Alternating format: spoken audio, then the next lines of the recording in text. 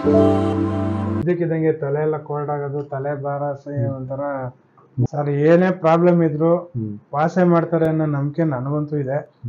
ವಾಸೆ ಮಾಡ್ತಾರ ಅವರು. ಮೇನ್ ನನ್ಗೆ ವಾಸೆ ಮಾಡೋದು ಅದೇ ದೊಡ್ಡ ಖುಷಿ.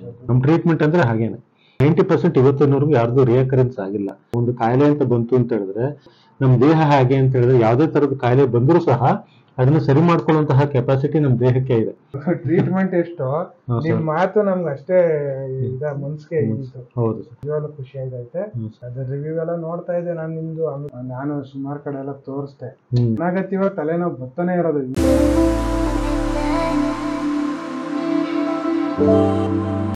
ವಿಡಿಯೋ ನೋಡ್ತಿರೋ ಎಲ್ರಿಗೂ ಸಹ ನಮಸ್ಕಾರ. ಇವತ್ತು ಮತ್ತೆ ನಾನು ಮತ್ತೊಬ್ರು ನಮ್ಮಲ್ಲಿ ಟ್ರೀಟ್ಮೆಂಟ್ ತಗೊಂಡು ಅವರ ಒಂದು ಆರೋಗ್ಯ ಸಮಸ್ಯೆಯನ್ನ ಸರಿ ಮಾಡ್ಕೊಂಡಿದ್ದಾರೆ. ಅವ್ರ ಜೊತೆ ಬಂದಿದ್ದೀನಿ. ಅವ್ರ ಹೆಸರು ವಿಜಯ್ ಅಂತ ಹೇಳಿ. ಅವರು ಏನು ದೊಡ್ಡ ಸಮಸ್ಯೆ ಅಲ್ಲದೆ ಹೋದ್ರು ಸಹ ಅದನ್ನ ಅನುಭವಿಸ್ತಿರೋರಿಗೆ ಗೊತ್ತು ಆ ಇಂಟೆನ್ಸಿಟಿ, ಅದರ ಒಂದು ಹಿಂಸೆ ಏನಿರುತ್ತೆ ಅಂತ ಹೇಳಿ.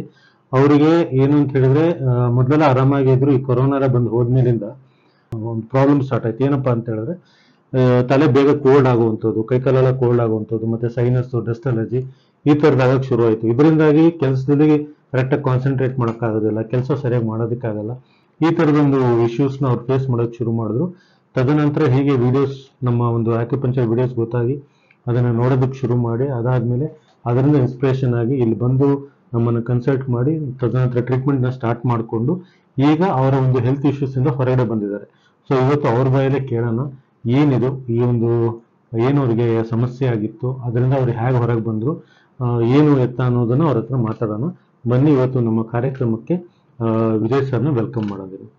ನಮಸ್ಕಾರ ಸರ್. ಅಂದ್ರೆ ಈಗ ನೀವು ಹೇಳ್ತಾ ಇದ್ರಿ ಇದು ಮೊದಲು ನಿಮ್ಗೆ ಆ ಥರದ್ದೇನು ತೊಂದರೆಗಳು ಇರಲಿಲ್ಲ, ಈ ಕೊರೋನಾ ಬಂದು ಹೋದ್ಮೇಲಿಂದ ನಿಮ್ಗೆ ಸಮಸ್ಯೆ ಆಯ್ತು ಅಂತೇಳಿ. ಏನಾಯ್ತು ಸರ್, ಹೇಗೆ ಏನು ಅಂತೇಳಿ? ಅದೇ ಸರ್ ನೀವು ಹೇಳೋ ಹಂಗೆ ಇದಕ್ಕಿದಂಗೆ ತಲೆ ಎಲ್ಲ ಕೋಲ್ಡ್ ಆಗೋದು, ತಲೆ ಭಾರ, ಒಂಥರ ಮೂಗ್ ಕಟ್ಕೊಳ್ಳೋದು, ಸುಮ್ನೆ ಅನಾಗತ್ಯವ ತಲೆನೋವು ಬರ್ತಾನೆ ಇರೋದು. ಹಿಂದಿಂದಲೇ ಏನು ಅಂತಾನೆ ಗೊತ್ತಾಗ್ತಾ ಇಲ್ಲ. ಡಸ್ಟ್ ಅಲರ್ಜಿ ಆಗ್ಬಿಡೋದು. ನಾನು ಸುಮಾರು ಕಡೆ ಎಲ್ಲ ತೋರಿಸ್ದೆ. ಈ ಏನೋ ಮೆಡಿಸಿನ್ ಅದು ಇದು ಕೊಟ್ಟಾಗ ಸರಿ ಆಗೋದು, ತಿರ್ಗಾ ಹಂಗೆ ತಿರ್ಗಾ ರಿಪೀಟ್ ಒಂದಿನ 2 ದಿನ ತಿರ್ಗಾ ಅದೇ ತರ ಆಗ್ಬಿಡೋದು. ಹಂಗೆ ಆಯ್ತಾನೆ ಇತ್ತು. ಎಲ್ಲಿ ಒಳ್ಳೆ ಕಡೆ ನೋಡೋಣ ಅಂತ ನಾನು ಹುಡುಕ್ತಾ ಇರ್ಬೇಕಾರೆ ಯಾವ್ದೋ ಯೂಟ್ಯೂಬ್ ನೋಡ್ತಾ ಇರ್ಬೇಕಾರೆ ಒಂದು ಕಲಾಮಾಧ್ಯಮ ನಾನು ನೋಡ್ತಾ ಇರ್ತೀನಿ. ಅದ್ರಲ್ಲಿ ಒಂದಿನ ಇದು ಆಕ್ಯುಪಂಕ್ಚರ್ ಅಂತ ಬರೋದು. ಎಲ್ಲ ಚೆನ್ನಾಗೈತಲ್ಲ ಇದು ಅನ್ಕೊಂಡು ನೋಡ್ತಾ ಇದ್ದಾಗ ನನಗೆ ಇಲ್ಲ ನೋಡೋಣ, ನಾನು ಟ್ರೈ ಮಾಡ್ಬೇಕು. ಅದ್ರ ರಿವ್ಯೂ ಎಲ್ಲ ನೋಡ್ತಾ ಇದ್ದೆ ನಾನು ನಿಮ್ದು. ಆಮೇಲೆ ಭದ್ರಂ ನೇಚರ್ಸ್ ಅಂತ ಬಂದ್ರೆ ನಾನು ಅದನ್ನು ಚೆಕ್ ಮಾಡಿದೆ. ಎಲ್ಲ ಚೆನ್ನಾಗೇ ಬಂದಿತ್ತು ನಿಮ್ದೆಲ್ಲ. ಮತ್ತೆ ನಾನು ಯಾಕೆ ಟ್ರೈ ಮಾಡ್ಬಾರ್ದು ಅಂದ್ಬಿಟ್ಟು ನೋಡೋಣ ಅಂತ ಬಂದೆ ಸರ್. ನನಗೆ ನಿಜವಾಗ್ಲೂ ಖುಷಿ ಆಗೈತೆ. ನೀವ್ ಹೆಂಗ್ ಹೇಳಿದ್ರ ಆತರ ನನಗೆ ಕ್ಲಿಯರ್ ಆಯ್ತಾ ಬಂತು ಸರ್. ಮಾತೇ ನಮ್ಗೆ ದೊಡ್ಡ ಇದು. ನನ್ಗೆ ನೀವು ಟ್ರೀಟ್ಮೆಂಟ್ ಎಷ್ಟು ನಿಮ್ ಮಾತು ನಮ್ಗೆ ಅಷ್ಟೇ ಮನ್ಸಿಗೆ ಇತ್ತು. ಹೌದು ಸರ್. ಅಂದ್ರೆ ಏನ್ ಗೊತ್ತಾ ಸರ್, ಅಂದ್ರೆ ಫಸ್ಟ್ ನಮ್ಮ ಒಂದು ಜನರಲ್ ಏನು ಅಂತ ಹೇಳಿದ್ರೆ ತಪ್ಪು ಕಲ್ಪನೆ ಇರುತ್ತೆ ಸರ್. ಈಗ ಹ್ಯಾಗ್ ಮಾಡ್ಬಿಡಿದಾರೆ ಅಂತ ಹೇಳಿದ್ರೆ, ಒಂದು ಕಾಯಿಲೆ ಅಂತ ಬಂತು ಅಂತ ಹೇಳಿದ್ರೆ ಅದೇ ಒಂದು ಅಂದ್ರೆ ಅಂತ್ಯದ ಇದು ಬಂದ್ಬಿಡ್ತು ಅಂತ ಹೇಳ್ತಾರೆ. ಅಂದ್ರೆ ಇನ್ನೇನು ಮಾಡಕ್ಕಾಗಲ್ಲ ಅಷ್ಟೇ, ಇನ್ನು ಆ ಕಾಯಿಲೆ ಜೊತೆಲೆ ನಾವು ಮುಂದುವರಿಯಬೇಕು, ಆ ರೀತಿ ಮಾಡ್ಬಿಡ್ತಾರೆ. ಬಟ್ ನಮ್ ದೇಹ ಹಾಗೆ ಅಂತ ಹೇಳಿದ್ರೆ ಯಾವ್ದೇ ತರದ ಕಾಯಿಲೆ ಬಂದರೂ ಸಹ ಅದನ್ನ ಸರಿ ಮಾಡ್ಕೊಳ್ಳುವಂತಹ ಕೆಪಾಸಿಟಿ ನಮ್ ದೇಹಕ್ಕೆ ಇದೆ. ಸೊ ಅದನ್ನ ನಾವು ಅರ್ಥ ಮಾಡ್ಕೊಂಡು ಲೈಫ್ ಸ್ಟೈಲ್ಸ್ ನ ಸ್ವಲ್ಪ ಕರೆಕ್ಷನ್ಸ್ ಮಾಡ್ಕೊಂಡು ಮತ್ತೆ ಈ ತರ ನ್ಯಾಚುರಲ್ ಟ್ರೀಟ್ಮೆಂಟ್ಸ್ ಗಳನ್ನೆಲ್ಲ ತಗೊಂಡಾಗ ಡೆಫಿನೆಟ್ ಆಗಿ ನಾವು ನಮ್ಮ ಒಂದು ಆರೋಗ್ಯ ಸಮಸ್ಯೆಯಿಂದ ಹೊರಗಡೆ ಬರ್ಬೋದು. ಫಾರ್ ಎಕ್ಸಾಂಪಲ್ ಡಯಾಬಿಟಿಸ್ ತಗೊಳ್ಳಿ ಸರ್. ಏನು ಅಂತ ಹೇಳಿದ್ರೆ ನಾನು ಅವ್ರ ಮಾತ್ರೆ ಎಲ್ಲ ಬಿಡಿಸಿರ್ತೀನಿ. ಅವ್ರದ್ದು ಫಾಸ್ಟಿಂಗ್ ಈಗ ಮೊದಲೆಲ್ಲ ಮಾತ್ರೆ ತಗೊಂಡು ಫಾಸ್ಟಿಂಗ್ ಎಲ್ಲ ಜಾಸ್ತಿನೇ ಬರ್ತಿರುತ್ತೆ, 150 160 ಬರ್ತಿರುತ್ತೆ. ಇದೆಲ್ಲ ಸ್ಟಾಪ್ ಮಾಡಿ ಫಾಸ್ಟಿಂಗ್ 150 160 ಬಂದಿರುತ್ತೆ ಅಂತ ಇಟ್ಕೊಳ್ಳಿ. ಅದಕ್ಕೂ ಹೆದರ್ತಿರ್ತಾರೆ. ಸರ್ ನನಗೆ 150 160 ಬರ್ತಾ ಇದೆ, ಇದು ಇದಾಗ್ಬಿಡುತ್ತಾ ಅಂತೆಲ್ಲ ಹೇಳ್ತಾರೆ. ನಾನು ಅವ್ರಿಗೆ ಧೈರ್ಯ ಕೊಡ್ತಿರ್ತೀನಿ, ಆ ಥರದೆಲ್ಲ ತಲೆ ಕೆಡ್ಸ್ಕೊಳಕ್ ಹೋಗ್ಬೇಡಿ, ಮಾತ್ರೆ ತಗೊಳ್ತಿಲ್ಲ ನೀವು.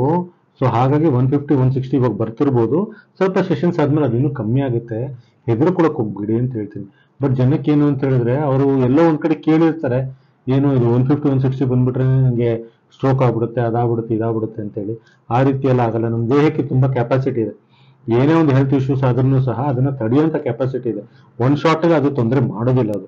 ಸೊ ಹಾಗಾಗಿ ಏನು ಅಂತ ಹೇಳಿದ್ರೆ ಜನಕ್ಕೆ ಗೊತ್ತಿರೋದಿಲ್ಲ. ಸೊ ಹಾಗಾಗಿ ನಾವು ಅದನ್ನೆಲ್ಲ ಹೇಳ್ತಾ ಬರ್ತೀವಿ. ಅದನ್ನ ಅರ್ಥ ಮಾಡ್ಕೊಂಡು ಅವ್ರು ಅದನ್ನ ಯಾವ ರೀತಿ ರಿಸೀವ್ ಮಾಡ್ಕೊಂಡು ಹೇಗೆ ಅವ್ರ ಆರೋಗ್ಯನ ಸರಿ ಮಾಡ್ಕೊಳ್ತಾರೆ ಅದ್ರ ಮೇಲೆ ಹೋಗುತ್ತೆ. ಕೆಲವರು ಏನ್ ಮಾಡ್ತಾರೆ, ಟ್ರೀಟ್ಮೆಂಟ್ ತಗೊಳ್ತಿದ್ದಂಗೆ ಏನು ಅಂತಾರೆ 20 ವರ್ಷದಿಂದ ಕಾಯಿಲೆ ಇರುತ್ತೆ. ಅವ್ರು ಏನು ಅಂತ ಹೇಳಿದ್ರೆ ನಾವು ಕೊಡುವಂತಹ ಒಂದು ಪ್ಯಾಕೇಜ್ 20 ಸೆಷನ್ ನಾವು ಕೊಡ್ತೀವಿ, ಅಷ್ಟರಲ್ಲೇ ಸರಿ ಹೋಗ್ಬಿಡ್ಬೇಕು ಅಂತ ಇದು ಮಾಡ್ತಾರೆ. ಈ ಸೈನಸ್ ಆಗಿರ್ಬೋದು, ಮೈಗ್ರೇನ್ ಆಗಿರ್ಬೋದು, ನೋವುಗಳೆಲ್ಲ ಆಗಿರ್ಬೋದು, ಇದಕ್ಕೆ ನಾವು ಒಂದು ಪ್ರಯತ್ನ ಮಾಡಿ ಹಾಗೋ ಸರಿ ಮಾಡ್ಬಿಡ್ಬೋದು 20 ಸೆಷನ್ ಅಲ್ಲಿ. ಅದೇ ಶುಗರು, BP, ಥೈರಾಯ್ಡ್, ಮತ್ತೆ ಕಿಡ್ನಿ ಫೇಲ್ಯೂರ್, ಲಿವರ್ ಫೇಲ್ಯೂರ್, ಈ ತರದೆಲ್ಲ ಕೆಲವೊಂದು ಕೇಸಸ್ಗಳಿರ್ತವೆ. ಅದನ್ನೆಲ್ಲ ಅಷ್ಟು ಈಸಿಯಾಗಿ ಸರಿ ಮಾಡೋಕ್ಕಾಗಲ್ಲ. ಅದನ್ನು ಕನ್ಸಲ್ಟೇಷನ್ ಟೈಮಲ್ಲಿ ಹೇಳಿರ್ತೇನೆ. ಕೆಲವರು ಬೇಗ ಬರ್ಬೋದು ರಿಸಲ್ಟ್, ಕೆಲವರು ಲೇಟ್ ಆಗಿ ಬರ್ಬೋದು. ತಾಳ್ಮೆಯಿಂದ ವೇಟ್ ಮಾಡಿ ರಿಸಲ್ಟ್ ತಗೊಳ್ಳಿ ಅಂತ. ಆ ಒಂದು ಏನ್ ಪ್ಯಾಕೇಜ್ ಅಲ್ಲಿ ಇರ್ತೀವಲ್ಲ, ಅದು ಪ್ಯಾಕೇಜ್ ಮುಗಿತಿದ್ದಂಗೆನೆ ಅವ್ರಿಗೆ ಒಂಥರ ಅಯ್ಯೋ ನನಗೆ ಬರೀ ಅರ್ಧ ಸರಿ ಹೋಗಿದೆ, ಅಯ್ಯೋ ಬರೀ ಇಷ್ಟೇ ಸರಿ ಹೋಗಿದೆ, ಫುಲ್ ಸರಿ ಹೋಗುತ್ತೋ ಇಲ್ವೋ ಬಿಟ್ಟು ಹೋಗ್ತಾರೆ. ಏನಕ್ಕೆ ಈ ವಿಷಯ ಹೇಳ್ತಾ ಇದ್ದೀನಿ ಅಂತ ಹೇಳಿದ್ರೆ, ನೀವು ವಿಡಿಯೋನೆಲ್ಲ ನೋಡಿದ್ರಿ, ಎಲ್ಲ ಸರ್ಚ್ ಮಾಡಿದ್ರಿ, ಇಲ್ಲಿಗೆ ಕ್ಲಿನಿಕ್ಗೆ ಬಂದ್ರಿ, ನಾವು ಹೇಳೋದನ್ನ ಫಾಲೋ ಮಾಡಿದ್ರಿ. ಸ್ಟಾರ್ಟಿಂಗ್ ಅಲ್ಲಿ ಸ್ವಲ್ಪ ರಿಸಲ್ಟ್ ಸ್ವಲ್ಪ ಡಿಲೇ ಆದ್ರೂ ಸಹ ನಂಬಿಕೆ ಇಟ್ಕೊಂಡು ಕೂಗ್ತೀರಿ, ಇಲ್ಲ ನಾನು ರಿಸಲ್ಟ್ ತಗೊಂಡೇ ತಗೊಳ್ತೀನಿ ಅಂತ. ನಾವು ರಿಸಲ್ಟ್ ಕೊಡಕ್ಕಿದ್ದಾಗ ನೀವು ನಮ್ಮ ಹತ್ರದಿಂದ ರಿಸಲ್ಟ್ಸ್ ತಗೋಬೇಕು ಅಲ್ವಾ? ಸೊ ಹಾಗಾಗಿ ನಾವು ಹೇಳ್ದಂಗೆ ಟ್ರೀಟ್ಮೆಂಟ್ ಬರೋದಾಗಿರ್ಬೋದು ಎಲ್ಲರೂ ಪಕ್ಕ ಕರೆಕ್ಟ್ ಆಗಿ ಮಾಡ್ಕೊಂಡು ಹೋದ್ರಿ. ಅದಕ್ಕೆ ಇವತ್ತಿನ ದಿವಸ ನಿಮಗೆ ವಂಡರ್ಫುಲ್ ರಿಸಲ್ಟ್ಸ್ ಬಂದಿದೆ. ಮತ್ತೆ ಇವಾಗ ಏನು ನಿಮಗೆ ರಿಸಲ್ಟ್ಸ್ ಬಂದಿಲ್ಲ ಸರ್, ಮತ್ತೆ ಅದು ರಿಅಕರೆನ್ಸ್ ಆಗೋದು, ಬರೋದು ಗಿರೋದು ಈ ತರದಲ್ಲಿ ಏನೂ ಆಗೋದಿಲ್ಲ. ನನ್ನ ಇವತ್ತಿನ ಒಂದು ಎಕ್ಸ್ಪೀರಿಯನ್ಸ್ ಅವ್ರು ಇಲ್ಲಿ ಎಕ್ಸ್ಪೀರಿಯನ್ಸ್ ಅವ್ರು ಯಾರೆಲ್ಲ ಸರಿ ಮಾಡ್ಕೊಂಡು ಹೋಗಿದ್ದಾರೆ, ಮತ್ತೆ ರಿಅಕರೆನ್ಸ್ ತುಂಬಾ ಕಮ್ಮಿ. 100ಗೆ 90% ಅಷ್ಟು ಜನ ಅಂತೂ ರಿಅಕರೆನ್ಸ್ ಬರಲ್ಲ. ಇನ್ 10% ಏನು ಅಂತ ಹೇಳಿದ್ರೆ ಒಂದು ಟೈಮು, ಇಲ್ಲಾಂದ್ರೆ ನಾವು ಹೇಳಿದ್ನ ಕರೆಕ್ಟ್ ಆಗಿ ಫಾಲೋ ಮಾಡದೆ ಹೋದಾಗ ಬರೋ ಸಾಧ್ಯತೆಗಳು ಇರ್ತವೆ. ಬಟ್ 90% ಇವತ್ತಿನವರೆಗೂ ಯಾರ್ದು ರಿಅಕರೆನ್ಸ್ ಆಗಿಲ್ಲ. ಹಾಗೇನಾದ್ರೆ ಮುಂದೆ ಒಂದು ಇದರಲ್ಲಿ ಏನೋ ನಿಮ್ಗೆ ಏನೋ ಸ್ವಲ್ಪ ತಲೆನೋವು ಅಥವಾ ಕಾಣಿಸ್ಕೊಳ್ತು ಅಂದ್ರೆ ಈ ರೀತಿ ಪ್ಯಾಕೇಜ್ ಅವಶ್ಯಕತೆ ಇಲ್ಲ. ಸುಮ್ಮನೆ ಬನ್ನಿ ಒಂದು ಸೆಷನ್, ಸರ್ ಯಾಕೋ ಕಾಣಿಸ್ಕೊಳ್ತಿದೆ ಬಟ್ ನಾನು ಒಂದ್ 2-3 ದಿನ ಮ್ಯಾನೇಜ್ ಮಾಡಿದೆ ಬಟ್ ಅಂದ್ರೂ ಹೋಗ್ತಾ ಇಲ್ಲ ಅದು ಅಂತಿದ್ದಾಗ ಸೀದಾ ಬನ್ನಿ, ಒಂದು ಸೆಷನ್ ಕೊಡ್ತೀನಿ ಅಷ್ಟೇನೆ, ಮತ್ತೆ ಅದು ಕ್ಲಿಯರ್ ಆಗುತ್ತೆ. ಮತ್ತೆ ನಿಮ್ಗೆ ಒಂದು 6 ತಿಂಗಳು 1 ವರ್ಷ ಕಾಣಿಸ್ಕೊಳ್ಳೋದೇ ಇಲ್ಲ ಅದು. ಆ ರೀತಿ ಅದು ನಮ್ಮ ಟ್ರೀಟ್ಮೆಂಟ್ ಅಂದ್ರೆ ಹಾಗೇನೆ. ಸೊ ನ್ಯಾಚುರಲ್ ರೆಮಿಡಿ ಅಂತೀವಿ. ನಿಮ್ಮ ದೇಹನೇ ನಿಮ್ಮ ಕಾಯಿಲೆನ ಸರಿ ಮಾಡುತ್ತೆ. ಇವಾಗ ನೀವು ತಲೆ ತಣ್ಣಗಾಗುತ್ತೆ, ತಲೆನೋವು ಅಂತೆಲ್ಲ ಹೇಳಿದ್ರಿ, ಇದು ದೇಹದ ಒಳಗಡೆ ಏನೋ ಸಮಸ್ಯೆ ಆಗಿರುತ್ತೆ, ಅದನ್ನ ದೇಹನೇ ಫೈಟ್ ಮಾಡಿ ಅದನ್ನ ಹೊರಗಡೆ ಹಾಕಿರುತ್ತೆ ಈ ರೀತಿ. ಸೊ ಇವತ್ತು ಟ್ರೀಟ್ಮೆಂಟ್ ತಗೊಂಡ್ರಿ, ನಿಮ್ಗೆ ಹೇಗೆ ಅನಿಸ್ತು? ನಮ್ಮ ಕ್ಲಿನಿಕ್ ಆಗಿರ್ಬೋದು, ಇಲ್ಲ ಸ್ಟಾಫ್ಸ್ ಆಗಿರ್ಬೋದು, ಅಥವಾ ಈ ಟ್ರೀಟ್ಮೆಂಟ್ ಮೆಥಡ್ ಆಗಿರ್ಬೋದು, ನೋವು ಆಗುತ್ತಾ, ಹೇಗೆ ಏನ್ ಅನಿಸ್ತು ಅದನ್ನ ಹೇಳಿ ಸರ್. ಸರ್ ಇಲ್ಲಿ ಎಲ್ಲರೂ ತುಂಬಾ ಚೆನ್ನಾಗಿ ನೋಡ್ಕೋತಾರೆ ಸರ್. ಹುಡುಗರ್ತಾವಿನ ಹಿಡಿದು ವಿಸಿಟರ್ ಎಲ್ಲ ತುಂಬಾ ಚೆನ್ನಾಗಿ ನೋಡ್ಕೋತೀರ, ಏನು ತೊಂದ್ರೆ ಇಲ್ಲ ಸರ್. ಕೂತ್ಕೊಳ್ಳಕ್ ಜಾಗ ಮಾಡಿದೀರಾ, ಮನಿ ಅಲ್ಲಿ ಟ್ರೀಟ್ಮೆಂಟ್ ತಗೊಳ್ಳೋದ್ರಲ್ಲಿ ಫ್ಯಾನ್ ಹಾಕಿದೀರಾ, ಎಲ್ಲ ತುಂಬಾ ಚೆನ್ನಾಗಿದೆ ಸರ್. ನಾನು ಆರ್ಟ್ಲಿ ತುಂಬಾ ಖುಷಿ ಆಯ್ತು ನನಗೆ. ಮೈನ್ ನನಗೆ ಸುಮ್ನೆ ಏನ್ ಹೇಳೋಂಥದ್ದು ಏನಿಲ್ಲ ಅಲ್ವಾ, ಆಗಿರೋದನ್ನ ನಾನು ಮಧ್ಯದಲ್ಲೇ ಬಿಟ್ಟು ನೋಡೋದು ಹಂಗೇನ ಸರಿಗಾಗಿಲ್ಲ ಅಂದ್ರೆ ಖುಷಿ ಆಯ್ತು. ತುಂಬಾ ಚೆನ್ನಾಗಿ ನೋಡ್ಕೊಂಡ್ರಿ. ಮೇನ್ ನನ್ಗೆ ವಾಸೆ ಮಾಡೋದು ಅದೇ ದೊಡ್ಡ ಖುಷಿ. ಸರಿ ಸರ್. ನೋಡಿ ವೀಕ್ಷಕರೇ, ಇವತ್ತು ಅವ್ರು ಟ್ರೀಟ್ಮೆಂಟ್ ತಗೊಂಡು ಅವರ ಒಂದು ಆರೋಗ್ಯ ಸಮಸ್ಯೆಯಿಂದ ಹೊರಗೆ ಬಂದಿದ್ದಾರೆ. ಅವ್ರಿಗೆ ಎಷ್ಟು ಖುಷಿ ಆಗ್ತಿರುತ್ತಲ್ಲ, ಅದಕ್ಕೆ 10ರಷ್ಟು ಖುಷಿ ನಮಗಾಗ್ತಾ ಇರುತ್ತೆ. ಯಾಕೆ ಅಂತ ಹೇಳಿದ್ರೆ ಈ ವಿದ್ಯೆ ಏನ್ ನಾವು ಕಲ್ತಿದ್ವಿ, ಇದರಿಂದಾಗಿ 4 ಜನಕ್ಕೆ ನಮ್ಮ ಕಡೆಯಿಂದ ಒಂದು ಸೇವೆ ಅಂತ ಆಗಿ ಅವರಿಗೆ ಅವರ ಒಂದು ಆರೋಗ್ಯದ ಸಮಸ್ಯೆಯಿಂದ ಹೊರಗಡೆ ಬಂದ್ರು ಅಂದ್ರೆ ಅದರಷ್ಟು ಖುಷಿ ಬೇರೊಂದಿಲ್ಲ. ನಮಗೆ ಬೇಕಾಗಿರೋದು ಅದು. ನಾವಿಲ್ಲಿ ಯಾವುದು ಮುಚ್ಚುಮರೆ ಮಾಡಲ್ಲ. ಡೇ 1 ಕನ್ಸಲ್ಟೇಷನ್ ಬಂದಾಗ್ಲೇನೆ ಎಲ್ಲ ಹೇಳ್ಬಿಡ್ತೀವಿ. ಆಮೇಲೆ ಹೇಳೋದಕ್ಕೆ ಏನು ಇಟ್ಕೊಳ್ಳೋದಿಲ್ಲ ನಾವು. ಕೆಲವರೆಲ್ಲ ಕನ್ಸಲ್ಟೇಷನ್ ಮಾಡ್ಕೊಂಡು ವಿಷಯ ತಿಳ್ಕೊಂಡೆ ನಮ್ಗೆ ಇಷ್ಟೇ ಸಾಕಲ್ಲ ಅಂತ ಹೇಳ್ಬಿಟ್ಟು ಬರೀ ಕನ್ಸಲ್ಟೇಷನ್ ಮಾಡ್ಕೊಂಡು ಹೋಗಿರೋರೇ ಇದ್ದಾರೆ. ನಾವು ಅದೆಲ್ಲ ಯೋಚನೆ ಮಾಡೋದಿಲ್ಲ. ನಾವು ಹೇಳ್ತೀವಿ, ಯೂನಿವರ್ಸಲ್ ಆಗಿ ಹೇಳ್ತೀವಿ, ಇದು ಬರೀ ನಿಮಗೆಲ್ಲ ನಿಮ್ಮ ಮನೇಲಿ ಇರೋರೆಲ್ಲ ಫಾಲೋ ಮಾಡಿ, ಕಾಯಿಲೆನೇ ಬರೋದಿಲ್ಲ, ನೀವು ಹಾಸ್ಪಿಟ್ಲಿಗೆ ಬರೋ ಅವಶ್ಯಕತೆನೇ ಬರೋದಿಲ್ಲ ಅಂತೇಳಿ ಓಪನ್ ಆಗಿ ಹೇಳ್ತೀವಿ. ನಾವು ಏನಕ್ಕೆ ಹೇಳ್ತೀವಿ ಅಂತ ಹೇಳಿದ್ರೆ, ನಮಗೆ ಮುಖ್ಯ ಇರುವಂತದ್ದು ನೀವೇನ್ ನಮ್ಮನ್ನ ನಂಬ್ಕೊಂಡು ಈ ಟ್ರೀಟ್ಮೆಂಟ್ ನಂಬ್ಕೊಂಡು ಬಂದಿದ್ದೀರಾ, ನಿಮ್ಮ ಆರೋಗ್ಯ ಸರಿ ಹೋಗ್ಬೇಕು ಅಷ್ಟೇ ನಮ್ಗೆ ಬೇಕಾಗಿರೋದು. ಸೊ ಆ ಒಂದು ವಿಷಯದಲ್ಲಿ ಸರ್ ಬಂದ್ರು, ಟ್ರೀಟ್ಮೆಂಟ್ ತಗೊಂಡು ಇವಾಗ ಸರಿ ಮಾಡ್ಕೊಂಡಿದ್ದಾರೆ.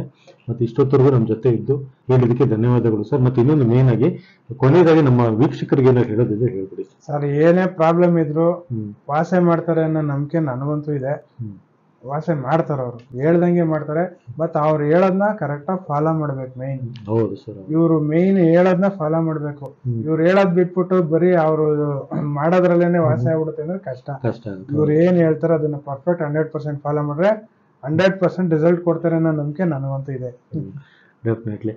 ಸೊ ಇಷ್ಟೊತ್ತರೆಗೂ ನೋಡಿದ್ರಲ್ಲ ವೀಕ್ಷಕರೇ, ಇಷ್ಟೊತ್ತರೆಗೂ ನಮ್ಮ ಚಾನೆಲ್ನ ನೋಡಿ ಈ ಒಂದು ಪ್ರೋಗ್ರಾಮ್ನ ಇಷ್ಟೊತ್ತರೆಗೂ ನೋಡಿದ್ದಕ್ಕೆ ಧನ್ಯವಾದಗಳು. ಮತ್ತೆ ಏನೇ ಒಂದು ನಿಮ್ಗೆ ಅನಿಸಿಕೆ ಇದ್ರೆ ಕಮೆಂಟ್ ಸೆಷನ್ ಅಲ್ಲಿ ಹಾಕಿ, ಡೆಫಿನೆಟ್ ಆಗಿ ನಾನು ಅದಕ್ಕೆ ರಿಪ್ಲೈ ಮಾಡ್ತೀನಿ. ಮತ್ತೆ ಸರ್ ಇಷ್ಟೊತ್ತವರೆಗೆ ಇದ್ದಿದ್ದಕ್ಕೆ ಸರ್ ತಮಗೂ ಸಹ ಧನ್ಯವಾದಗಳು ಸರ್. ಧನ್ಯವಾದಗಳು ವೀಕ್ಷಕರೇ.